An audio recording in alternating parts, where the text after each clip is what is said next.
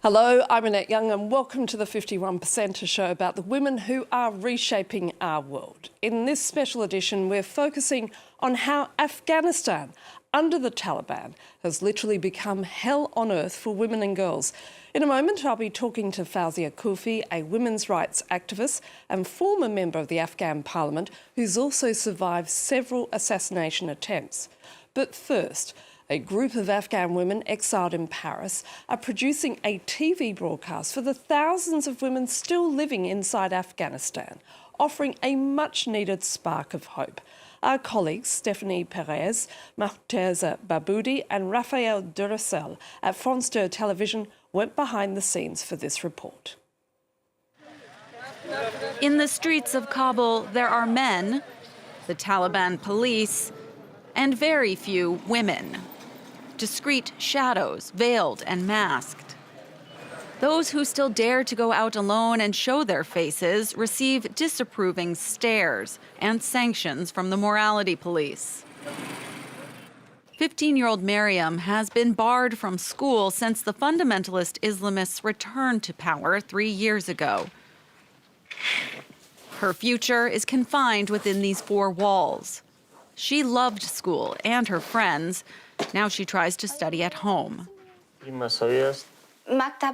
It's very painful not to go to school anymore. No one can live without education. It's the only way to achieve your dreams. I've lost hope.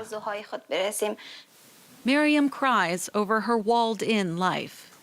Her only connection to the world of schooling is the teacher from this televised program, lessons broadcast from France by Afghan women in exile. Since she's no longer allowed to attend school, this educational program is the only glimmer of hope she has left. I try to help her too. The hardest part is keeping her motivated so she can someday resume her studies and succeed.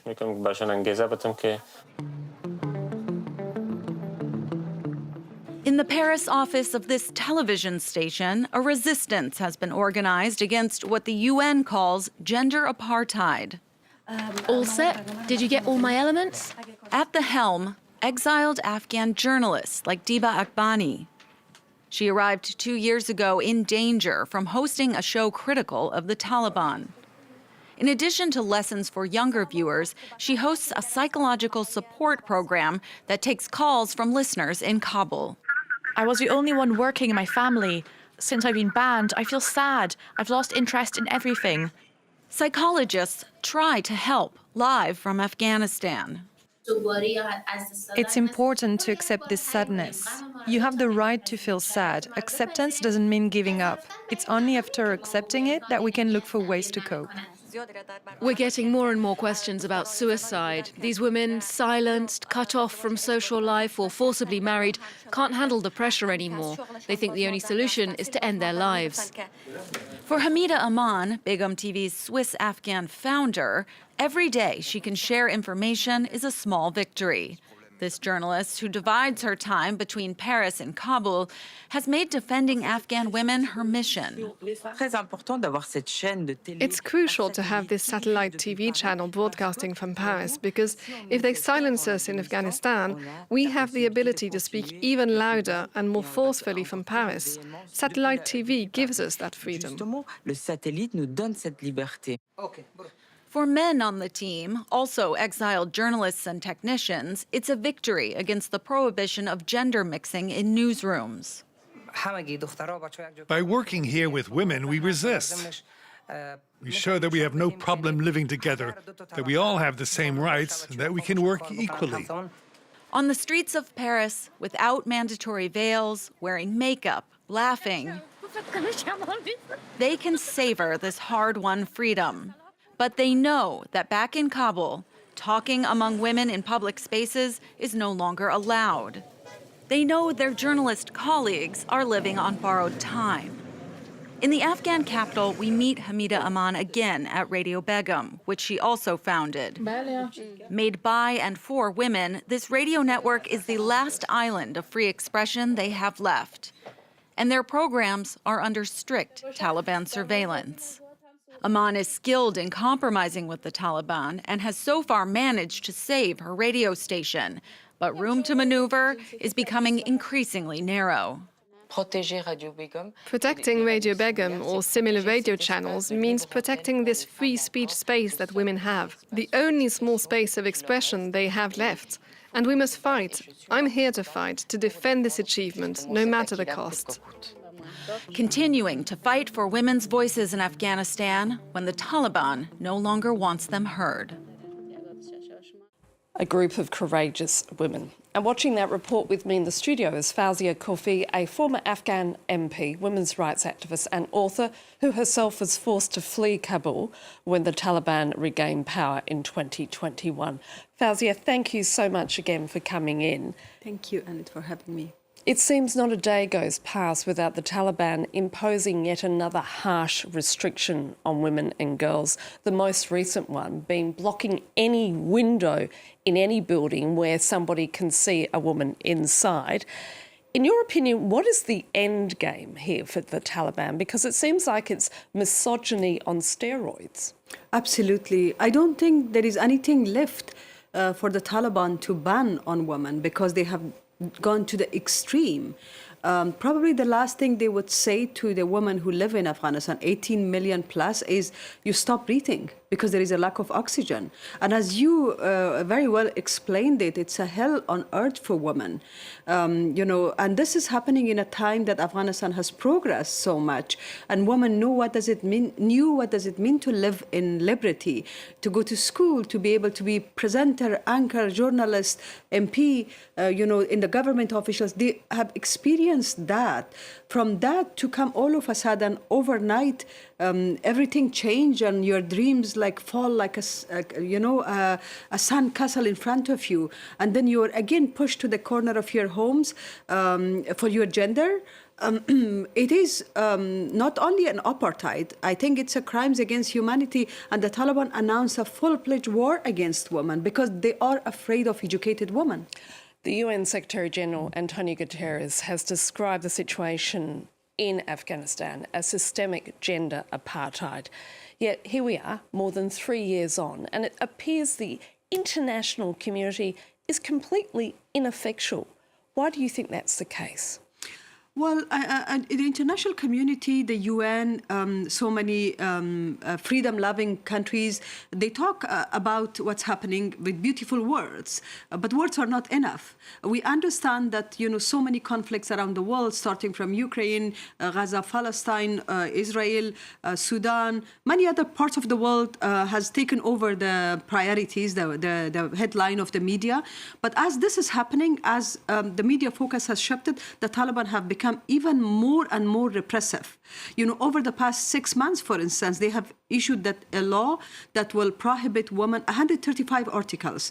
Most of them is about suppressing women. So they have kind of legalized it in their own way, putting it on paper, to the extent that they ban women from going to nursing classes. Now, in 5 years' time, probably maternal mortality and infants' mortality in Afghanistan will rise again, because Afghanistan was already the worst place to be a mother or a child.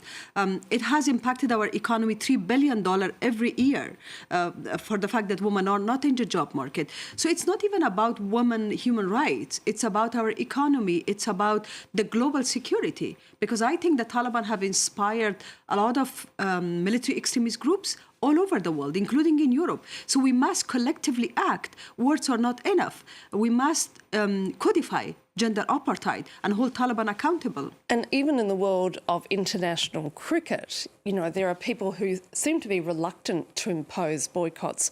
There are calls for the English men's team to boycott Afghanistan in February's Champion Trophies match between the two countries. It's a complete contrast, isn't it, to what we saw in the 1980s with those sporting boycotts against the apartheid regime in South Africa. Unfortunately, everything has become so politicized, right? So everything is about politics instead of about women.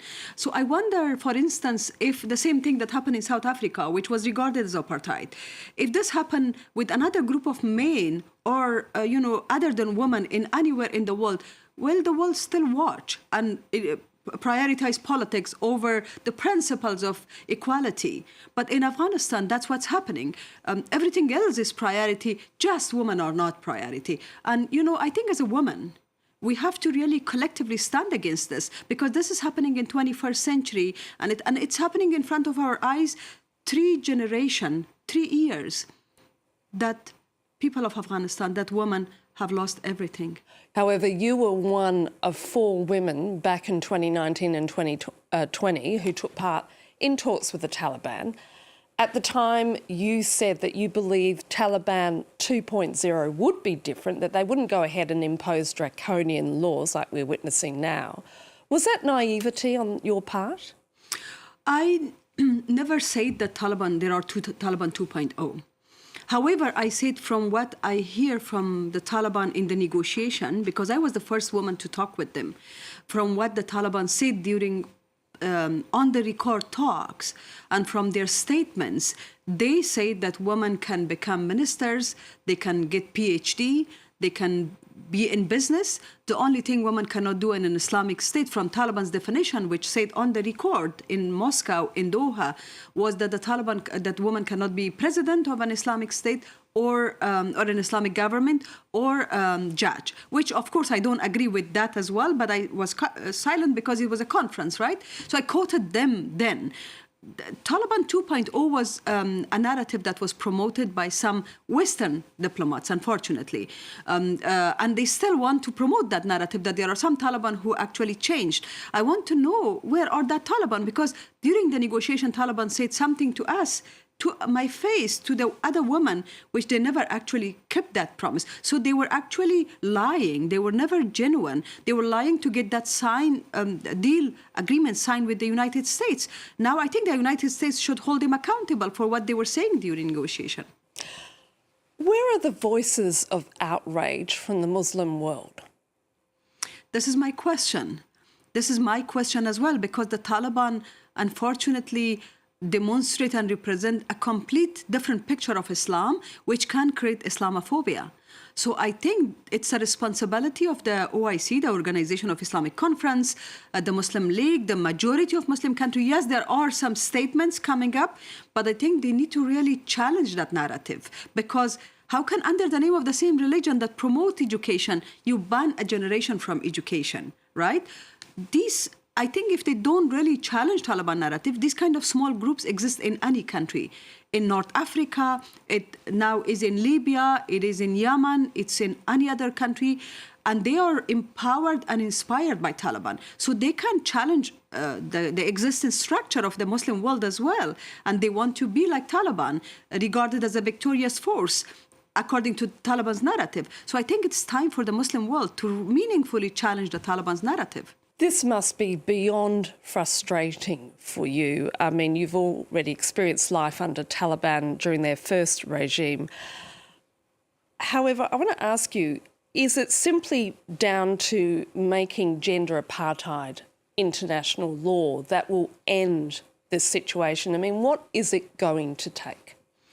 I think it takes a combination of many efforts. First, yes, codifying gender apartheid and holding Taliban accountable before the international rule and order, stopping the money that goes directly to the Taliban, holding them accountable for the political process they have committed in the Doha Agreement, a combination of all, and giving space for the women, giving space for political opposition, because, 3 years after the collapse, we don't even have an office for political or women groups. Everybody talks about women's rights, but no meaningful steps. So a combination of all efforts. And you've said before that your bags are already packed. You're ready to go back to Kabul. Do you think that's going to happen soon, or in your lifetime even? I am hoping, definitely, and I'm struggling for that. That's my strive. All my efforts are to make Afghanistan hopefully once again the country for everyone, where women, men, ethnic groups, religious groups live in harmony and peace. This is an Afghanistan we want to have the legacy, and that's why I negotiated with the Taliban. So yes, Taliban will not last, that's for sure. Fawzia Koofi, it's been a great pleasure speaking to you. Thank you so much for coming into the studio. Thank you for having me, and it's great to see you. And that's it for this edition. So until our next show, bye for now.